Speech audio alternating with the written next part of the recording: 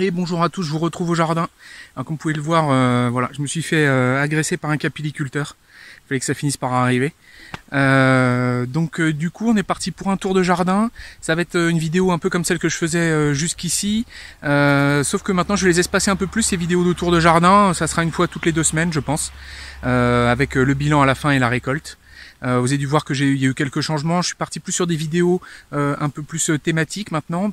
1 à 2 par semaine même d'ailleurs, plutôt une grosse vidéo le week-end généralement, puis au milieu de semaine j'essaie de vous mettre peut-être une vidéo un peu plus courte sur un sujet bien précis. Et donc voilà, celle-là ça va être le tour de jardin qu'on va faire toutes les 2 semaines a priori. Allez, on se lance. Alors la semaine dernière j'ai fait une récolte absolument dingue, vous verrez ça à la fin dans la vidéo bilan. Le bilan de la récolte dépasse désormais celui de l'année dernière et on se dirige allègrement vers les 1000 €.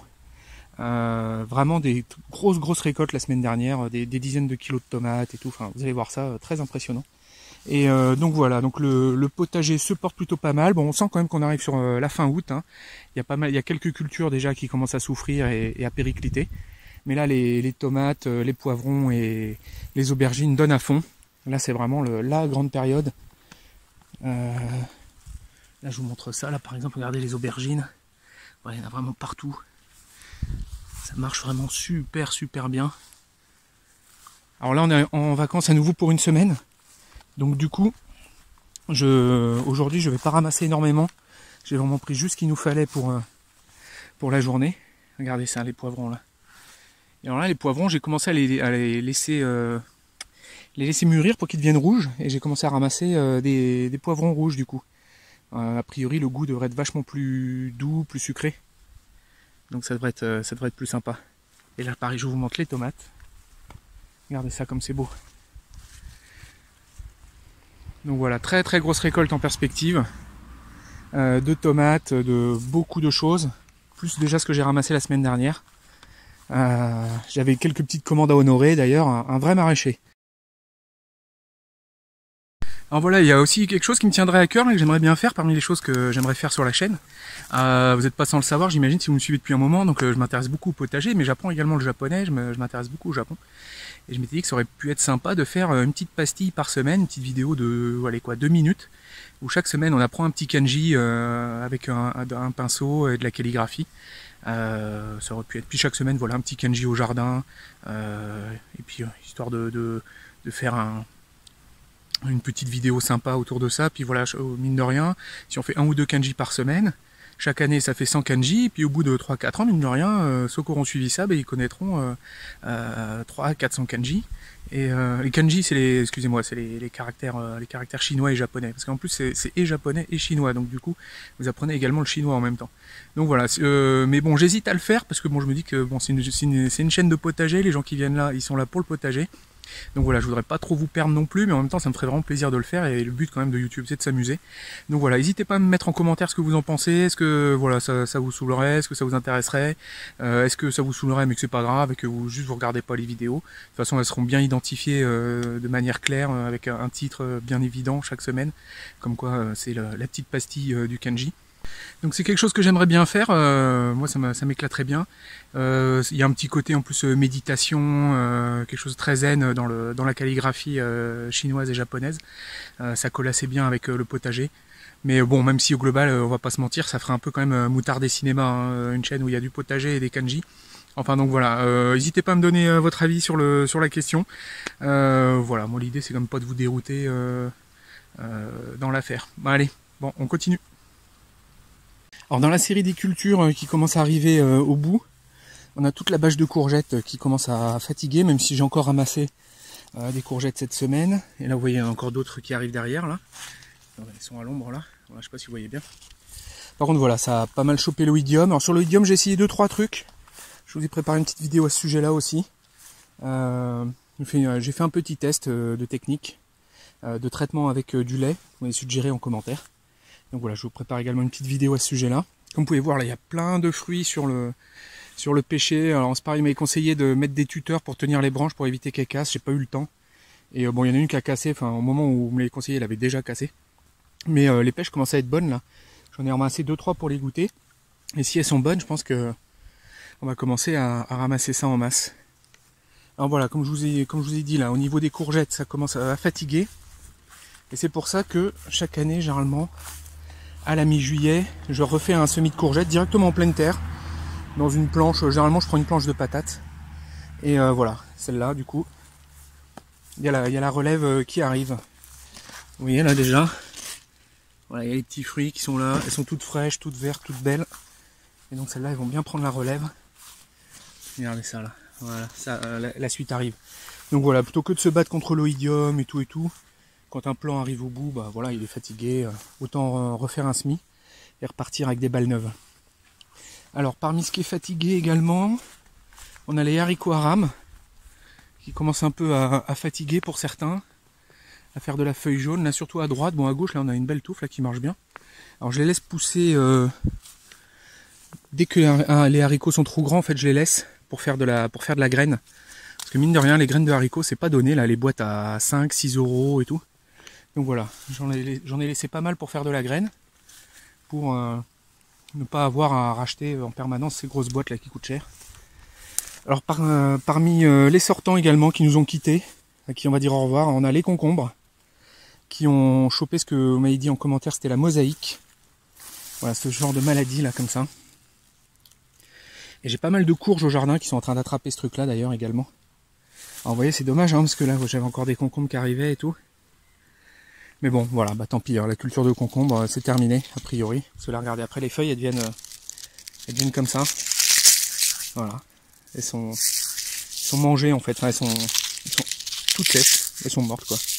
Donc voilà, la plante se retrouve sans feuilles du coup, donc sans panneaux solaires, pas de synthèse de sucre, pas de photosynthèse, et donc du coup bah voilà, les fruits ils peuvent pas pousser. Hein. Alors je voulais vous montrer ça également. Vous voyez là, j'ai trouvé plein de petits bouts de sciure sur cette feuille, qui venaient a priori d'un trou dans ce bâton, qui a été creusé par des sortes de mouches que je vois rentrer et sortir. Des sortes de petits insectes qui sont entre la mouche et la fourmi. Alors attendez, on va attendre un peu. Il y en a un qui va passer, je pense.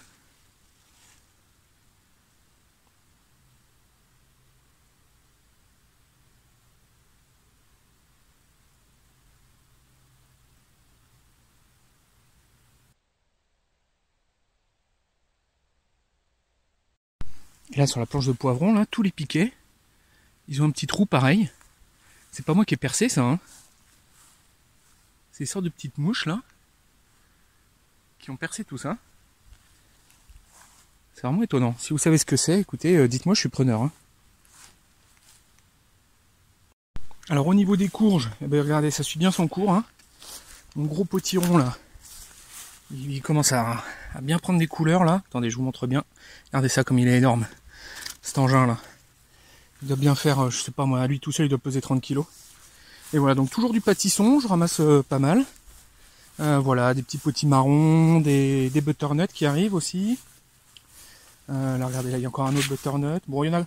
Au niveau des courges, il n'y a quand même pas énormément de fruits par rapport à ce que j'ai planté. Il y avait quand même 24 plants. Donc c'est pas énorme. Hein. Bon, il y en a quand même. Hein. Et alors ce qui est très étonnant, c'est que j'avais pas arrosé les courges depuis 15 jours et en fait elles n'avaient pas du tout soif. Hein. Donc j'ai vraiment un sol extrêmement facile en fait. Hein, avec ce sol extrêmement lourd, argileux, ça permet vraiment de garder l'eau. Et les plantes, enfin elles sont vraiment bien. Et alors l'autre problème que j'ai eu sur cette planche là, vous voyez, toute la ligne de gauche en fait elle n'a pas poussé.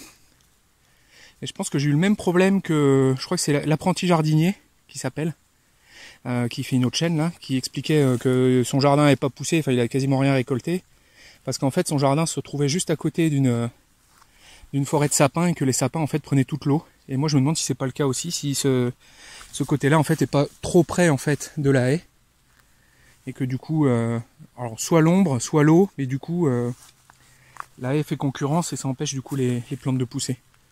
Donc l'an prochain, ce que je vais faire, c'est que de toute façon, il faut que je décale la bâche l'an prochain pour que les trous se retrouvent décalés de 50 cm.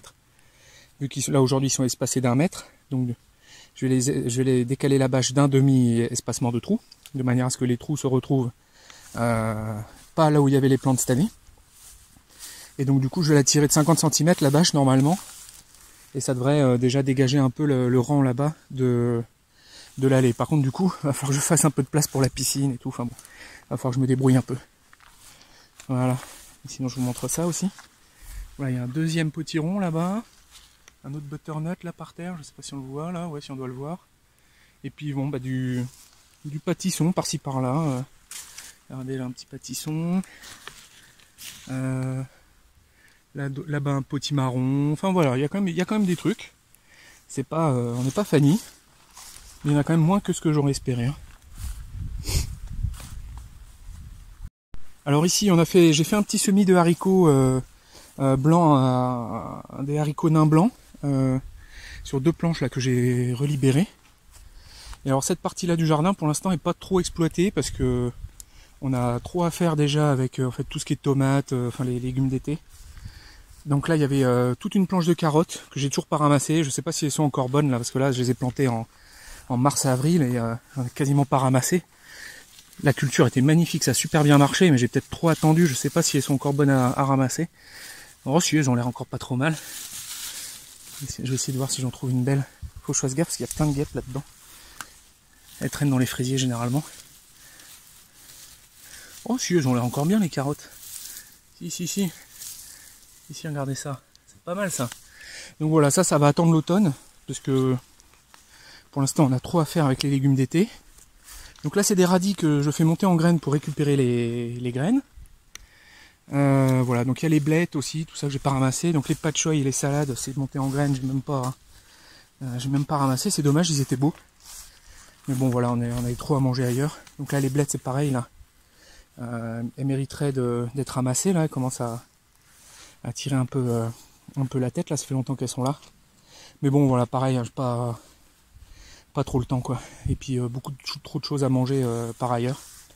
Ah ben regardez en plus là voilà, j'ai des semis spontanés de tomates qui sont sortis là-dedans également. Donc voilà, j'ai des tomates aussi qui sortent par ici. Alors de ce côté-là, c'était tournesol et maïs. Donc ça c'était plus ornemental qu'autre chose, hein, j'ai pas vraiment récolté. Je pense que les tournesols ça servira aux oiseaux.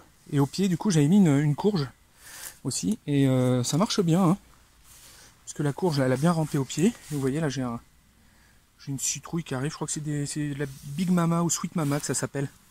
Chose comme ça. C'est un collègue qui m'avait donné ça, c'est mon Julien là qui m'avait donné des graines de ça. Donc ça a bien marché. Voilà, puis bon une capucine et un cosmos qui va nous faire des fleurs. Mais c'est encore tôt pour les fleurs de cosmos.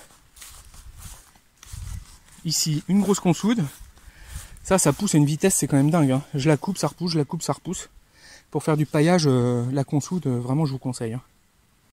Et alors ça se mange pas, mais alors qu'est-ce que c'est joli. C'est un plant de zinnia que j'ai fait en semis là dans mon meuble à semis, que j'ai repiqué ici. Et il est devenu magnifique. Avec ces petites boules pompons là partout. Il est dans la plate-bande des poivrons, là il est devenu énorme. Il est vraiment réussi, c'est vraiment beau ça. Donc au niveau des framboises, eh ben, chaque semaine on en ramasse un peu. D'ailleurs regardez ça là, allez je vais me régaler. Celles-là elles sont pour moi. Ah zut, elle est tombée, bon tant pis, ça arrive. Quand je les attrape, généralement quand je le fais sérieusement, je mets mon petit bol en dessous pour que si elle tombe dans le bol. Attendez. Oh, c'est bon. Ça c'est vraiment les diamants du jardin. On en ramasse très peu là, mais c'est des vraies pierres précieuses ça. C'est un régal. C'est des petits bonbons là, qui poussent sur les arbres. Hop. Bon, je mange en même temps, désolé. Ah, c'est super bon. Et donc, ouais, voilà, les framboises, ça marche pas trop mal. Je ramasse 40 à 50 grammes par semaine, quoi, mais de semaine en semaine, en fait, au final, ça commence à faire pas mal. Je les congèle et puis on va faire la confiture avec.